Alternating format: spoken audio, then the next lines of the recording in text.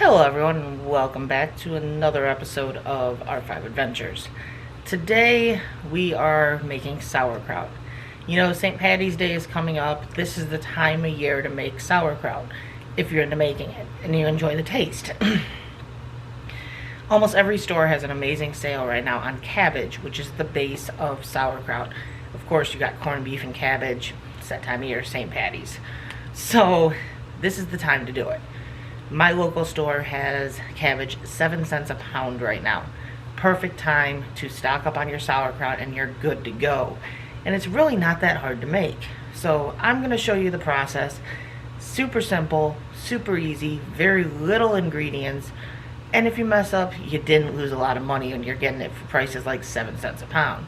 So let's dive in. So as I said, it's super easy. I've got my heads of cabbage here with my cutting board and my knife.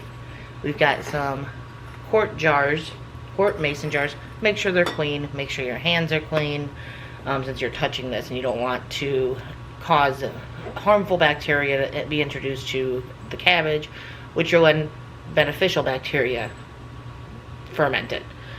Cabbage or sauerkraut is fermented cabbage. So you're going to go ahead and cut your cabbage into strips. You just want thin strips. A lot of times you are going to have to take that top layer off because it's wilted. It's not usually the best.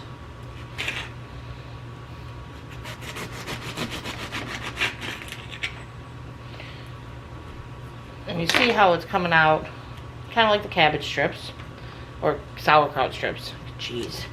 See, not the best YouTuber sometimes. Some of it's going to have to get a little more cut, so don't be afraid to cut it smaller.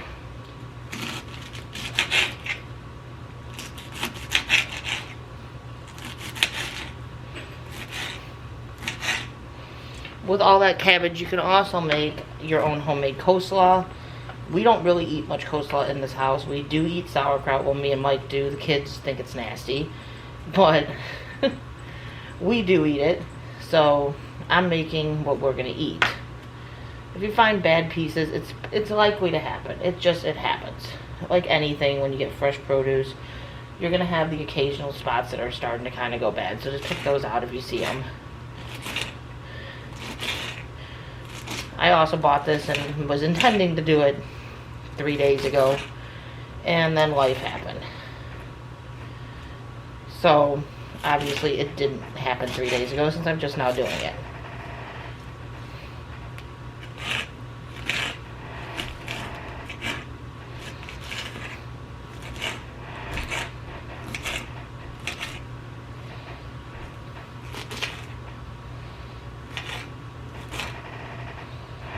And I know I could be continuing to cut, but I'm just trying not to fill up this cutting board too much. So I'm just kind of going slowly with it. Once you got your sauerkraut basically to the size you want, you can put it into a jar. You are going to pack these jars pretty tight.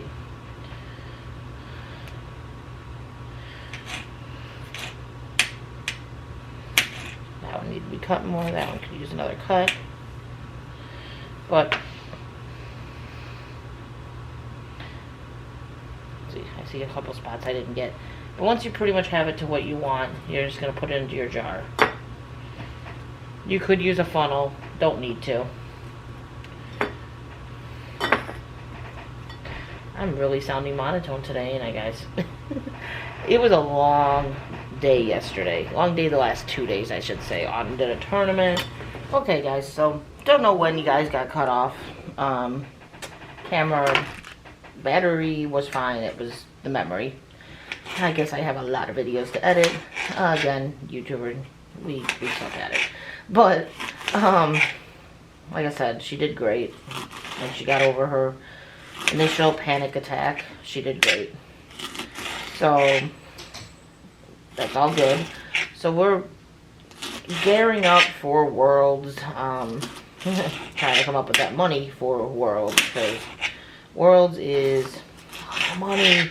We'd have to go to Phoenix, Arizona. Not local at all, not drivable at all. We'll have to be flying, we'll have to get a hotel, and it's like a week-long expo. This is not a one-night thing either. So yeah, we're gearing up for that. It's coming up. Districts is coming up. She's qualified in districts and in worlds. So that's one of our processes right now. We're trying to figure this all out so she can go and compete at worlds. I really do sound blah today. I am excited for her. I'm just tired. So I'm going to see if I can't cut this so it doesn't need to be recut again. See, now if you can figure out the science, you can cut it pretty much without having to recut. So as you can see, that one cabbage filled up 2 quarts stuffed. You do want to make sure it's packed tightly. So as you're putting it in there, press it down. As you can see, this is tight. This one is very tight as well. So once that's done, you're going to fill the jar most of the way with warm water.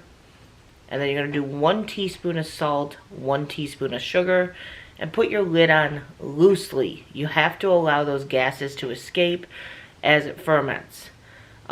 This will sit in a cool, darker place for 2 to 3 weeks, fermenting. Just let it do its thing. Once done, you're going to be able to process it, seal it. Typically, sauerkraut is good, shelf stable, without having to process it.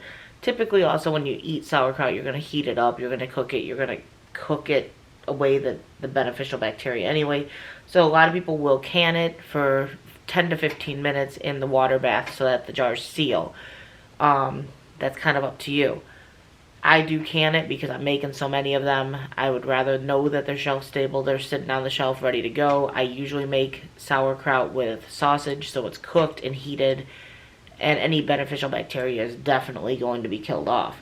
So I gotta fill these jars up with warm water and then put the salt and sugar in. So once you're done, you're going to typically use canning salt. I can't find my big box of canning salt. But you're just gonna have your sauerkraut, well, your cabbage. See if we can't focus better. You can see where the water's moving right here. Fill it up with warm water, and then I just added to the top the salt and sugar. And now you're just gonna put your lid